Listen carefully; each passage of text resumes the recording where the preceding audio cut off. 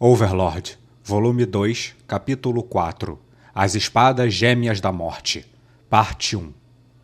Eles passaram uma noite ao ar livre enquanto se dirigiam para o vilarejo Carne, e outra noite dentro do próprio vilarejo.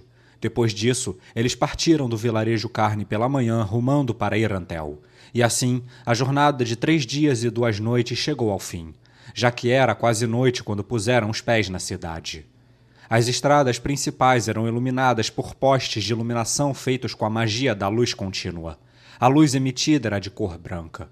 Enquanto isso, a diversidade dos pedestres também mudava.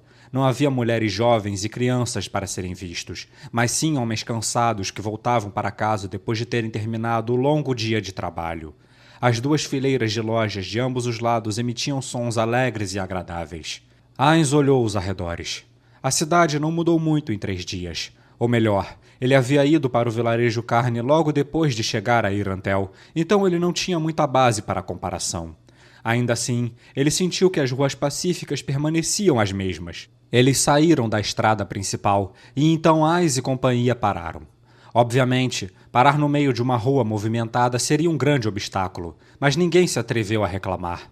Isso porque ninguém se atrevia a chegar perto de Ainz. Ainz deu de ombros e, cansado, espiou as pessoas ao seu redor. Quase todos que passavam na rua pareciam estar olhando na direção de Ainz. Não, eles definitivamente estavam olhando para ele e sussurravam uns para os outros. Os sons de suas conversas se infiltraram nos ouvidos de Ainz, e ele sentiu como se estivessem zombando dele. No entanto, isso foi apenas um erro de interpretação da parte de Ainz, pois se ele tivesse prestado mais atenção, perceberia que todos estavam discutindo assuntos em tons de elogio, surpresa ou até mesmo medo absoluto.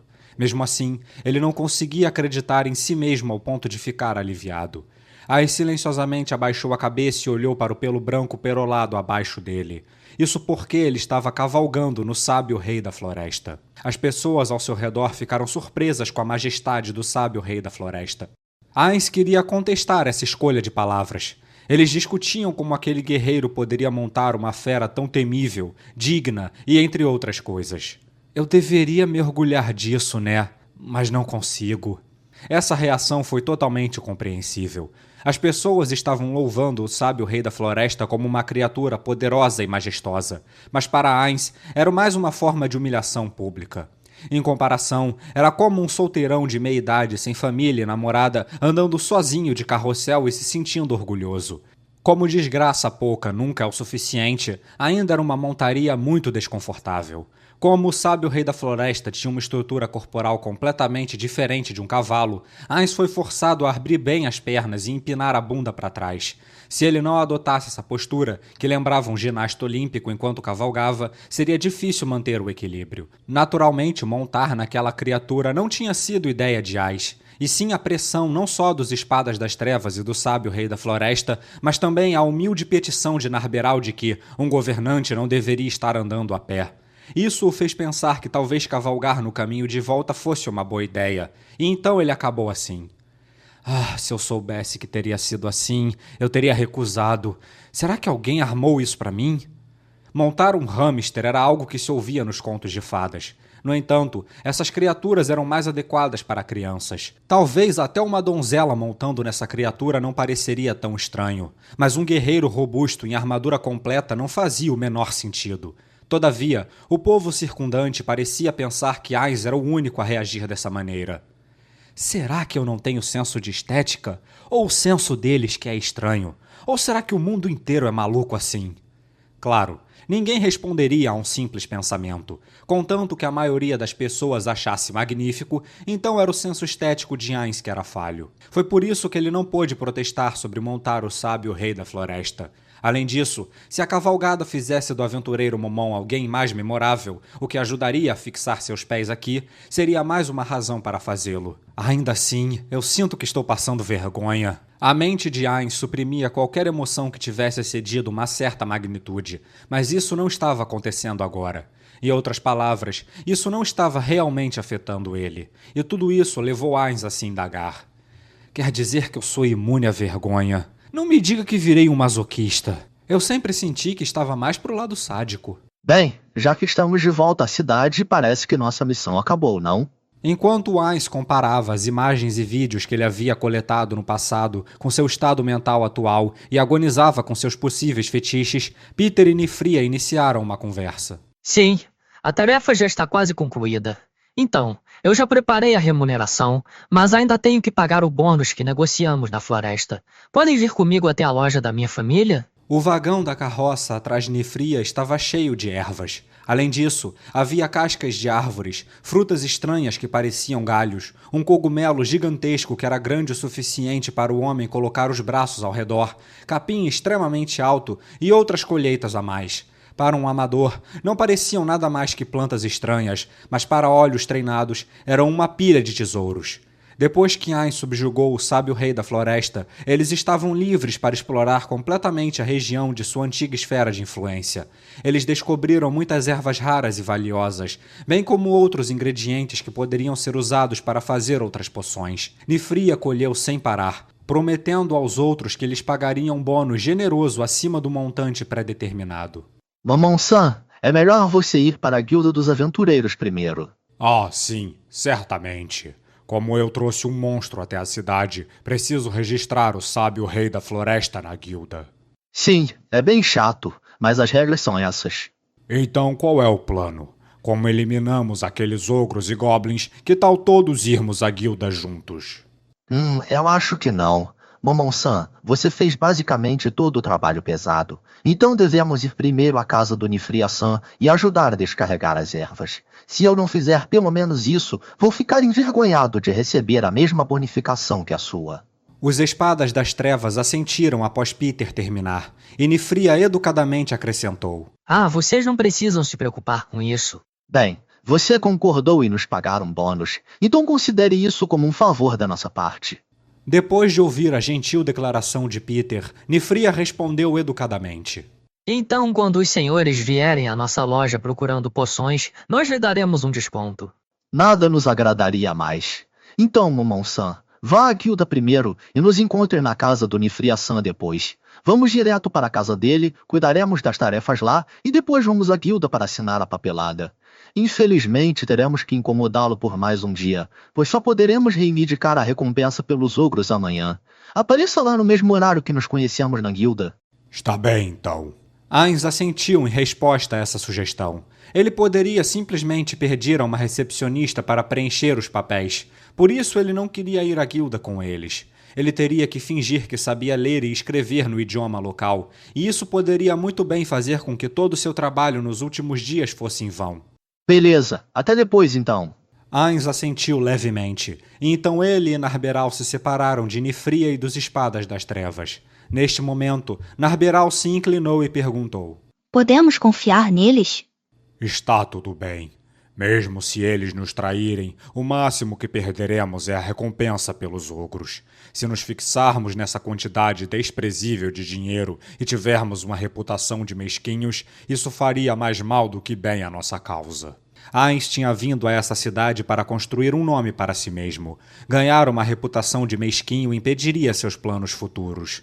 Ele simplesmente teria que fingir ter um grande coração. Enquanto pensava nisso, Ainz procurou preguiçosamente sua algibeira de dinheiro. As pontas dos dedos a apertaram quase imediatamente, um sinal de que não havia muito dinheiro dentro dela. Mas ele podia facilmente dizer que ainda restavam algumas moedas. No entanto, ele tinha o alojamento da noite para se preocupar. Poderia não ser o suficiente se incluísse os custos da comida e bebida, mas Ainz era um morto-vivo, enquanto que um anel no dedo de Narberal estava imbuído de magia que eliminava a necessidade de comer ou beber, o que ajudou muito na redução de custos. Narberal podia equipar e usar 2 anéis, e um de seus slots de anel foi colocado para isso. Inicialmente, ele havia sido escolhido para proteger contra o consumo de algo venenoso, mas provou-se inesperadamente útil nessa situação. Mas quando Ainz olhou para o sábio rei da floresta abaixo dele, ele pensou, esse carinha vai ter que comer em algum momento, e duvido que vai ser pouco. Então Narberal interrompeu. Realmente, seria estranho que o onipotente Ainz-sama se preocupasse com uma soma tão pequena de dinheiro. Minhas desculpas por pensar em algo tão superficial. Não há problema. Ainz deu um tapinha em sua algibeira de dinheiro e sentiu o que parecia ser um filete de suor em suas costas, algo que não deveria acontecer.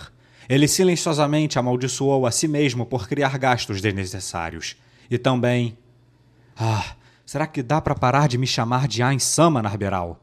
Ainda bem que ninguém estava por perto para te ouvir. Enquanto Ain suspirava internamente, Narberal continuou falando em tom alegre. Essas formas de vida inferiores, moscas, devem se prostrar diante de seu incrível poder, Ain-sama. Bem, não precisa exagerar tanto. Ain-sama, o senhor está sendo muito modesto. Embora os ogros devam ser menos que insetos diante de seus olhos, o senhor ainda demonstrou sua esgrima de primeira classe para nós. Eu estou verdadeiramente maravilhada, Ain-sama. Ain sentiu um estranho tremor na cintura do sábio rei da floresta, mas não prestou atenção, e em vez disso respondeu a Narberal. Apenas manejei minhas espadas usando força bruta e nada mais. Embora matar ogros de uma vez só parecesse bastante impressionante, esse não era realmente o caso. Quando ele viu Gazef lutar, Ain tinha visto os movimentos e técnicas fluidas desse homem, mas quando refletiu sobre seus próprios movimentos, ele só conseguia ver uma criança agitando um graveto, e ficou envergonhado ao perceber isso.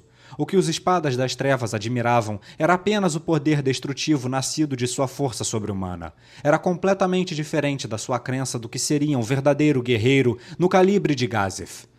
Parece que é muito difícil se mover e lutar como um verdadeiro guerreiro.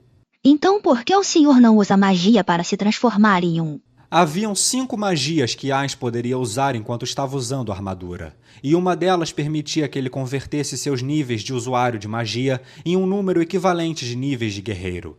Em outras palavras, usando essa magia, ele poderia temporariamente se tornar um guerreiro de nível 100. Embora também tivesse o benefício de poder usar certas armas e armaduras que normalmente precisariam de profissões específicas para acessar, havia muitos inconvenientes naquela magia. A primeira fraqueza era que ele não podia lançar outras magias enquanto essa estivesse em vigor. Além disso, essa magia não daria habilidades especiais de guerreiro, e seus scores de habilidade recalculados seriam menores do que o de um guerreiro real. Em outras palavras, era uma magia que o transformaria em um guerreiro de nível 100 bem básico. É claro que era suficiente para cruzar lâminas com combatentes de segunda categoria, como sacerdotes e afins, mas ele não teria chance de vencer um oponente que fosse um guerreiro de verdade. Mesmo assim, Ain seria muito mais forte do que em seu estado atual. Mas o problema era... Há muitos inconvenientes naquela magia. Se eu for emboscado por um oponente do meu nível, não poderei usar magias por um tempo, então a derrota é certa.